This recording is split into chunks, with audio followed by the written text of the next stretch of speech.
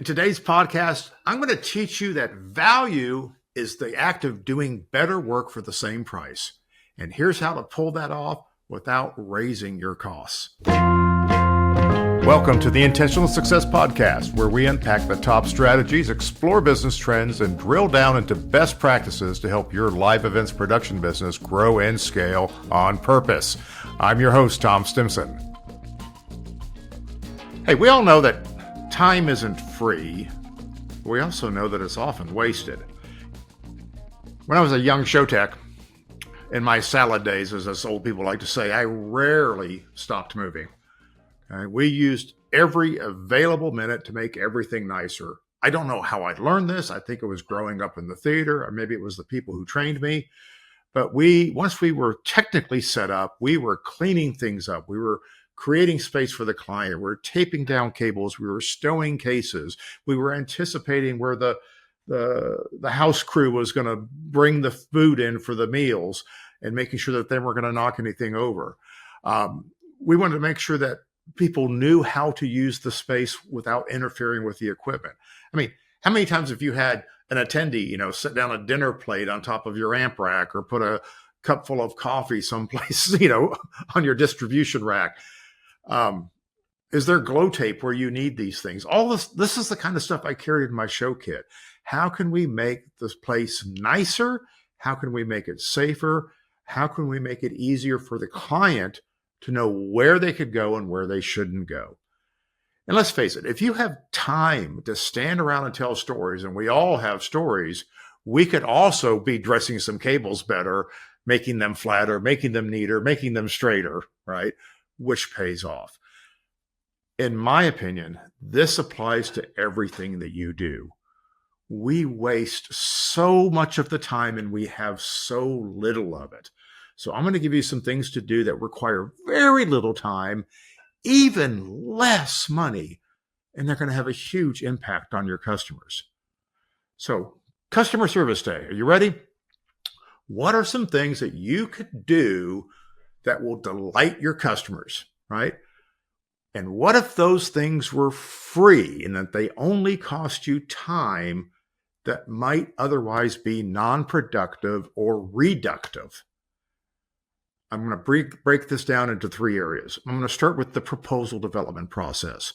Here's some things that we can do to make that process more valuable and sensible for your customer.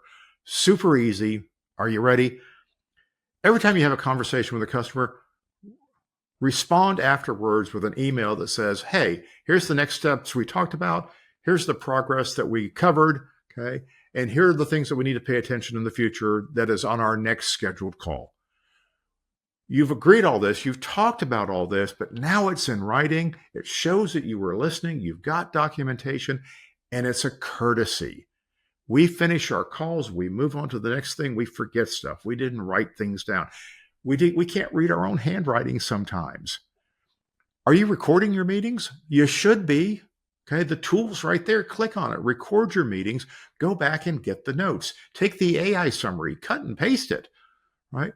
It's all there. Use it. It only takes a moment. It has a huge payoff for the customer.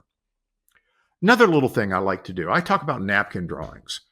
People like to visualize, but we as technical people tend to overthink. When I say napkin drawing, they are immediately talking CAD 3D animations. It's like, no, stop that. A napkin drawing is literally on a napkin. Now, I'm not saying you have to use a napkin, but I grew up in theater. We would often be sitting around drinking coffee and smoking cigarettes, talking about the next show, and somebody would grab a napkin and start drawing out a picture of a design that they came up in their head. Okay? And we built shows often off of napkin drawings, or at least got them to the production phase.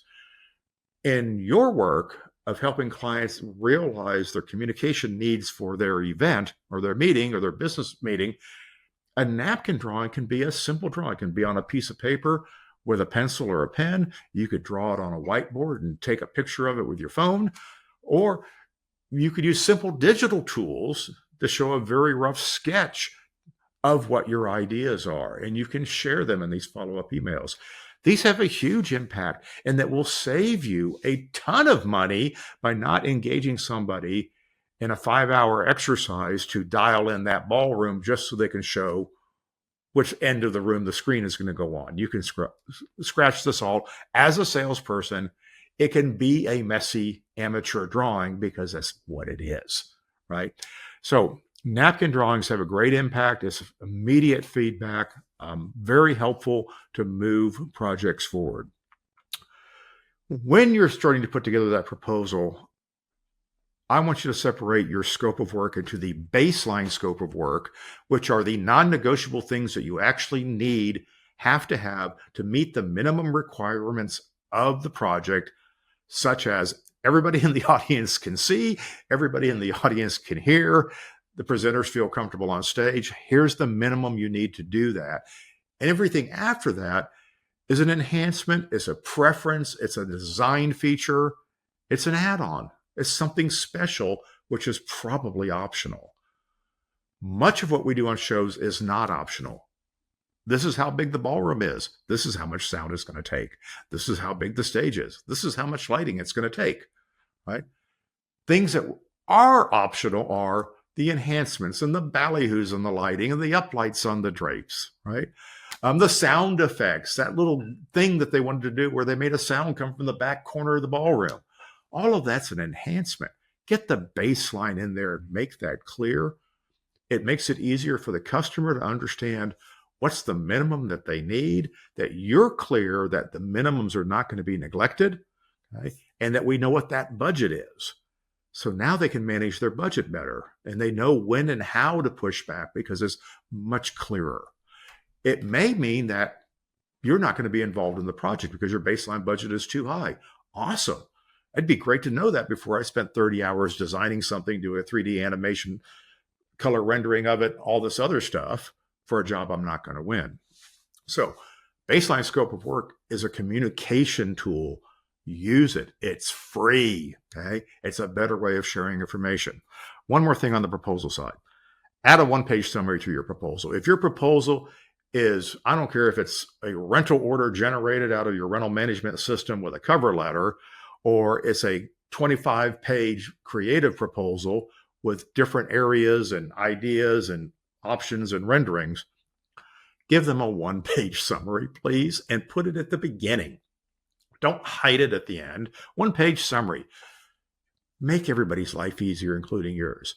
This is an 80,000-foot view of the show. A short event description, a high-level scope of work, everybody can see, everybody can hear in this ballroom, a project timeline, confirmation here, final design decisions here, execution here, the baseline budget, the enhancement options, high level. You've got a $100,000 baseline budget and you're looking at $50,000 worth of options, and the next steps. The next steps are you're going to review this proposal. We're going to have a conversation about how you want to spend your money on the enhancements. Make it super easy for them to find the high-level information they need rather than flipping through the 20 pages to find the one page that has numbers on it and then find out there's 3 pages with numbers on it, and now they're confused. All right. More free stuff.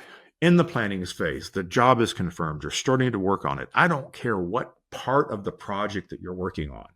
Okay, project management is the same if you're doing project management for creative, project management for graphics, bills, project management for staging the event.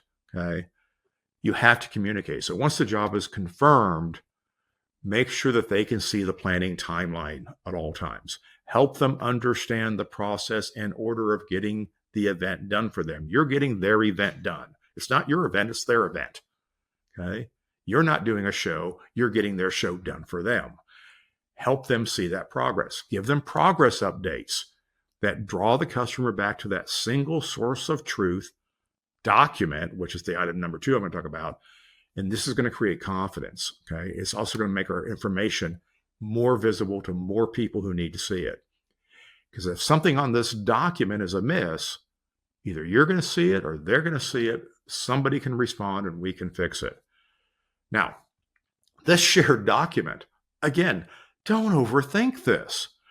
Don't set up a complex Asana or Basecamp project management system when a Google Doc will do the same thing, right? a simple shared document. You put a little template on there. Here's the information about the event. Here's the contact numbers. Here's people's emails. Here's the venue. Here's links to this. Here's link to the attendee site, blah, blah, blah. You and your customer reference this document all the time, okay? You can communicate through this document. Your customer could look at it. They can be in the middle of the night for you, and while they're in their hotel room in Singapore, looking at this document, leaving you notes, right? Very, very handy. It costs you absolutely nothing. It's extremely effective. And if you're complaining about having to put information in two places, okay, you're complaining about the wrong thing. Make this easy for the customer. And why do you need to put something in two places if it's here? Why can't this be your single source of truth for the people that need to see it? Anyway, moving on. Here's what I really want to talk about. This is near and dear to my heart. And you guys know that in a past life, I was a technician. I will go on about it all the time. I have these silly arcane stories about slide projectors and ancient gear that you've never heard of.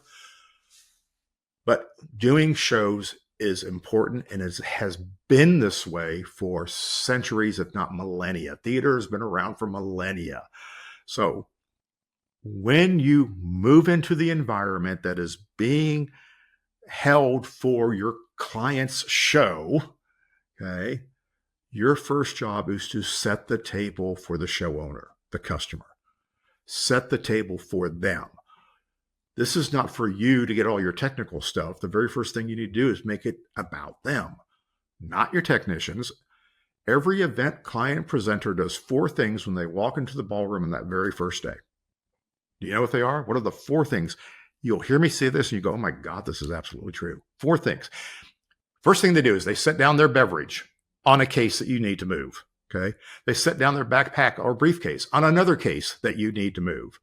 They pull out their computer and they set it down on another case that you need to move. And then they ask, where can they plug in?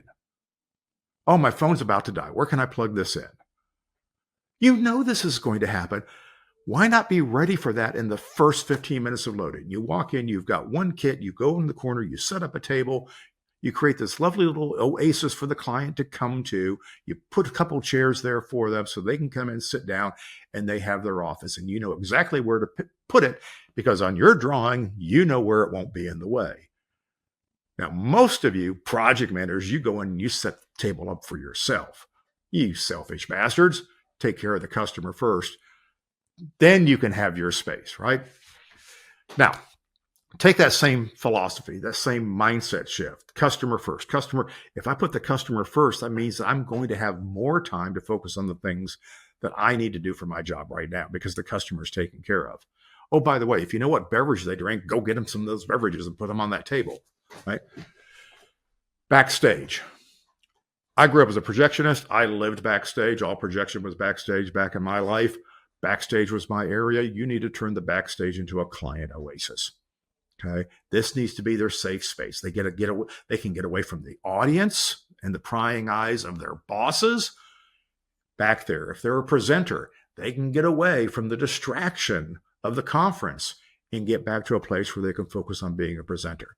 Create an oasis for them. Okay, this is the client's show, not yours. Remember, make them feel welcome, but you need to do things like label the floor for safety. We don't want them wandering around the electrical racks, right?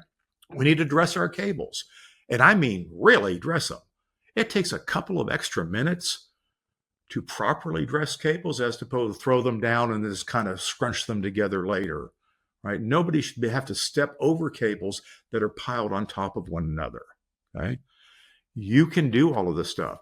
Mark your tripping hazards. They're going to be there, okay? Put a green room or a waiting area for the client so that their presenters, put a monitor in there so they can see the stage from backstage. This doesn't cost anything. This is easy stuff, okay?